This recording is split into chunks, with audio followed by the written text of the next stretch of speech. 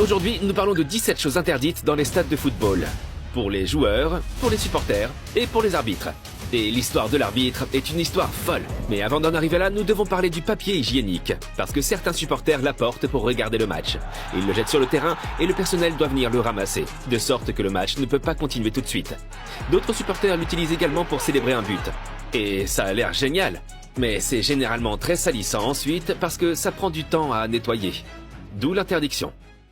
Et ce n'était que le numéro 17, nous en avons 16 autres. Par exemple, ce gardien de but qui a eu des ennuis pour ce qu'il met derrière son but. Et aussi cet arbitre qui a eu des ennuis pour avoir fait quelque chose d'illégal. Mais d'abord parlons un peu de nous, les supporters, car il y a des choses bizarres que nous ne pouvons pas emmener avec nous dans le stade. Nous savons tous qu'il est interdit d'emporter des objets dangereux. Et c'est assez logique. Mais les parapluies sont également interdits dans de nombreux stades, s'ils sont trop longs ou trop pointus. Vous pourriez alors frapper les gens avec. Pour la même raison, les selfie sticks sont interdits. Mais soyons honnêtes, il n'y a pas vraiment de place pour eux dans les tribunes de toute façon. Les bengales et les feux d'artifice sont également interdits. Et c'est logique, même si parfois ça semble génial. Mais ces objets sont extrêmement chauds et peuvent donc facilement blesser des gens ou des personnes ou mettre le feu à quelque chose. Ou blesser les joueurs, comme ici en Irlande. Mais il y a quelque chose que les supporters de Chelsea n'ont pas le droit d'apporter dans le stade. Le céleri. Oui, dans les années 80, les supporters de Chelsea ont commencé à introduire clandestinement ce légume dans le stade et le lancer sur leurs adversaires. L'affaire a atteint son paroxysme lors de la finale de la Coupe de la Ligue en 2007, au cours de laquelle les joueurs d'Arsenal ont reçu tant de projectiles que le match a dû être brièvement interrompu. Cependant, les joueurs de Chelsea eux-mêmes ont également eu recours aux légumes de temps en temps. Damien Duff a jeté du céleri sur les fans lors de la parade de 2006, lorsque le club a remporté la Première Ligue. Idem en 2015 avec Didier Drogba. Notre numéro 15 passe une interdiction pour les fans, mais pour un club, le Bayern de Munich. Avez-vous remarqué? Leur maillot actuel est interdit pendant les matchs de la Ligue des Champions, bien que ce soit leur tenue officielle et qu'il soit utilisé dans la Bundesliga par exemple. Pourquoi cette interdiction? Parce que l'UEFA dit que le numéro et le nom des joueurs ne sont pas clairement lisibles. Ils devraient être blancs pour qu'on puisse mieux les reconnaître, et pas rouge foncé sur rouge.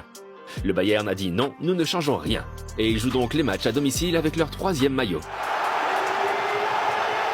D'ailleurs, il y avait le même problème lors de la saison 2020-2021. Le maillot officiel avait des numéros orange, mais à l'époque, le Bayern a changé son maillot pour la Champions League pour se conformer aux règles de l'UEFA. Maintenant, un accessoire que Mbappé voulait porter. Mais l'UEFA a dit non, c'est interdit. Vous souvenez-vous de cette scène lors de l'Euro 2024 ? Mbappé s'est cassé le nez lors du match de la France contre l'Autriche. La France espérait qu'il serait de nouveau apte pour le prochain match. Et puis à l'entraînement, la bonne nouvelle, Mbappé était là, portant un masque aux couleurs du drapeau français. Il s'est visiblement battu avec l'objet parce qu'il ne voyait pas très bien et a essayé de nombreuses variantes. Je pensais pas, mais jouer avec un masque, c'est une horreur absolue. J'ai changé de masque parce que en fait, à chaque fois, il y avait quelque chose qui allait pas. Mais l'UEFA est venu et a dit non, pas avec ce masque, c'est interdit. Pourquoi? Parce que le règlement stipule que le masque ne peut avoir qu'une seule couleur. Et c'est pour ça que nous avons vu Mbappé dans le jeu comme ça. C'est signé ça y est. Passons maintenant à quelque chose qui est tout à fait normal dans le football américain, mais interdit dans le football. Pouvez-vous deviner quoi? L'entraîneur donne des instructions par micro au joueur qui a un casque dans l'oreille. Certains ont dit que ce serait cool aussi dans le football, mais bien sûr c'est strictement interdit. Cela s'applique non seulement aux joueurs sur le terrain, mais aussi à ceux qui se trouvent sur le banc des remplaçants. Cela s'applique également aux entraîneurs qui ont été bannis des tribunes. Mais en 2005, il y a eu une rumeur folle. Lors du match de la Ligue des Champions contre le Bayern, Mourinho n'a pas été autorisé à être sur le banc de touche en raison d'un penalty. Son assistant portait un bonnet de laine épais et beaucoup ont pensé qu'il avait peut-être une oreillette et qu'il communiquait avec Mourinho. Même l'UEFA a eu des soupçons et a demandé à l'assistant à la mi-temps d'enlever son bonnet pour vérifier ses oreilles. Apparemment, il n'y avait pas d'oreillette et tout allait bien. Mais quelle histoire folle! Les joueurs avaient l'habitude d'écrire des messages amusants sur leur t-shirt en dessous de leur maillot, comme Balotelli.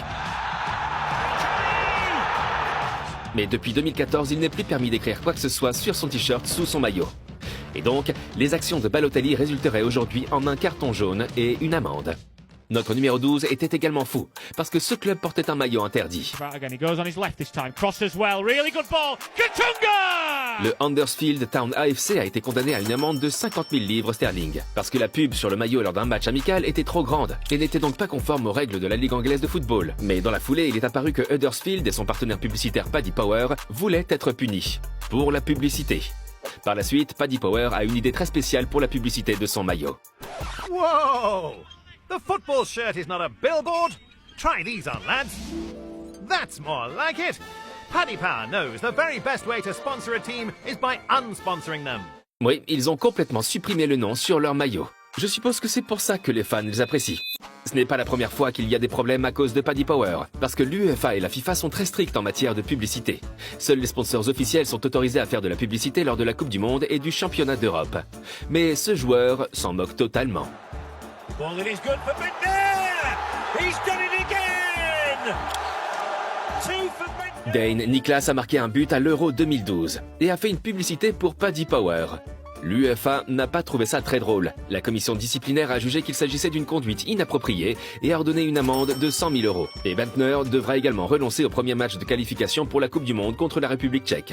Passons maintenant à quelque chose que vous avez probablement déjà remarqué. Ici, avant le match, l'arbitre contrôle les joueurs. Mais que fait-il exactement?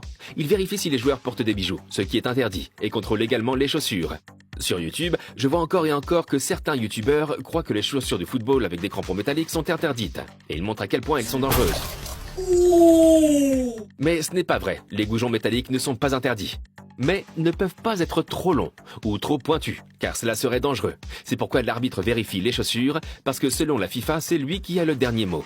Et s'il remarque des crampons dangereux, il peut décider que le joueur n'a pas le droit de les porter. Ah, nous voici à notre numéro 8, et une chose qui nous est interdite à nous les fans. Courir sur le terrain. De nombreux streakers se sont vus interdire l'accès au stade. Mais en parlant de streakers, voici l'un des plus fous. Karl Power a couru sur le terrain en 2001 avant le coup de sifflet pour se faufiler dans l'équipe de Manchester United. Seulement, le club n'a pas beaucoup apprécié et il a été interdit de stade à vie à Old Trafford. Did anyone say anything? No, Gary Neville pointed and I just said to him when I put my chest out, shut it, I'm doing it shut it, you gas, I'm doing it for Cantona. Et si vous ne voulez pas être expulsé par la sécurité de YouTube, alors abonnez-vous, c'est gratuit et ça nous aide beaucoup. Regardez ici, Benzema a presque toujours joué avec un bandage depuis 2019 et nous a montré des performances de haut niveau. C'est pour Karim Benzema, ça fait Et c'est autorisé, mais ce qui est interdit, c'est de jouer avec un plâtre dur. Et c'est logique. Je veux dire, imaginez qu'il porte un plâtre et qu'il frappe l'un de ses adversaires par accident lors d'un duel. Nous nous rendons maintenant à Munich pour notre numéro 6, car le FC Bayern a connu une curieuse interdiction sous l'égide de l'entraîneur Nagelsmann. Si les joueurs crachent sur le terrain, c'est ok. Mais s'ils le font dans les vestiaires, alors il y a une amende de 10 000 €. Honnêtement, pourquoi les joueurs auraient-ils l'idée de cracher par terre dans le vestiaire? Mais apparemment, cela s'est produit, d'où l'interdiction. Voici maintenant une histoire qui en a laissé plus d'un pantois, et qui a donné lieu à une curieuse punition. En 2011, Luis Moreno a joué pour Pereira dans le championnat colombien. Le match était contre Junior, et leur mascotte officieuse, un hibou. La chouette a été touchée par la balle, et est restée hébétée sur le terrain. Et qu'a fait Moreno? Il a expulsé le hibou du terrain. Il a ensuite été emmené dans une clinique vétérinaire, mais n'a malheureusement pas survécu. D'où un énorme tollé en Colombie. Moreno a été suspendu pour 2 matchs, a écopé d'une amende de 560 $ et a dû effectuer des travaux d'intérêt général au zoo. Parce que donner un coup de pied à un animal, c'est définitivement interdit, dans un stade et même partout ailleurs. Notre numéro 4, une interdiction imposée par la FIFA pour la Coupe du Monde 2022. Les jouets gonflables n'étaient pas autorisés dans le stade, et l'une des raisons a été ce jeu en 2009. Un joueur de Sutherland, Bent, tire au but, frappe un ballon gonflable qu'un supporter avait jeté sur le terrain auparavant, et but. Dommage que nous ne puissions pas apporter des objets gonflables. Les fans de Manchester City pensent également qu'ils aiment apporter des bananes gonflables dans le stade. Voici un court extrait de la visite d'un journaliste dans un magasin de la ville de Manchester dans les années 90. Small ones and the large ones. Mais cela ne serait pas autorisé lors de la Coupe du Monde. Nous avons presque atteint nos premières places. Mais d'abord, cette folle interdiction pour les fans du FC Bayern. Les supporters du FC Bayern n'étaient pas autorisés à s'asseoir, bien qu'il y ait des sièges. Sans blague. Même s'il restait encore 75 minutes avant le début du match, tout le monde a dû se lever. Pourquoi n'ont-ils pas été autorisés à s'asseoir? 2 raisons. D'abord, les règles de sécurité incendie dans la zone. Et ensuite, les fans avaient payé pour une place debout, et non pour un siège. Et si les gens s'asseyaient, il n'y aurait pas assez de place pour tous ceux qui ont acheté un billet debout. Il n'y a plus de discussion à ce sujet depuis l'été 2023. La zone a été reconstruite, et les coques des sièges ont été enlevées. Mais tout de même, une vidéo folle.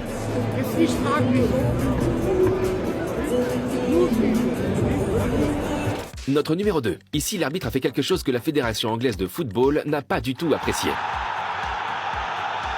En 2018, lors d'un match féminin de Manchester City contre Reading, l'arbitre a oublié sa pièce de monnaie dans les vestiaires. C'est la pièce qui donne le coup d'envoi. Comme il voulait commencer à temps, il a décidé de ne pas revenir en arrière, mais de jouer à pierre, feuille, ciseaux et de voir qui gagnerait et qui garderait le ballon. C'est astucieux, mais la fédération n'a pas tellement apprécié et a déclaré que les règles et les normes devaient être respectées. Ainsi, l'arbitre David McNamara a été suspendu pour 21 jours. Mais notre numéro 1, c'est l'expulsion du gardien Ben Foster. Il était gardien de but à Watford, un club de 2e division anglaise, lorsque la pandémie a éclaté. Alors il s'est dit « Hey, je vais créer une chaîne YouTube et montrer aux gens comment je joue au football à la maison avec mes enfants ». Lorsque la saison a repris, il a pris sa GoPro avec lui à l'entraînement et l'a installée derrière son but pendant les matchs. Les fans ont adoré ces vlogs, et apparemment les adversaires aussi. Watford a réussi à être promu en Première Ligue en 2021, mais il a reçu un appel des grands patrons. La Première Ligue a interdit à Foster de diffuser des clips sur sa chaîne YouTube. Au moins, il nous a emmenés avec lui pour nous montrer ses impressions avant et après le match. Et si vous voulez voir des moments de football qui ont choqué le monde entier, regardez cette vidéo.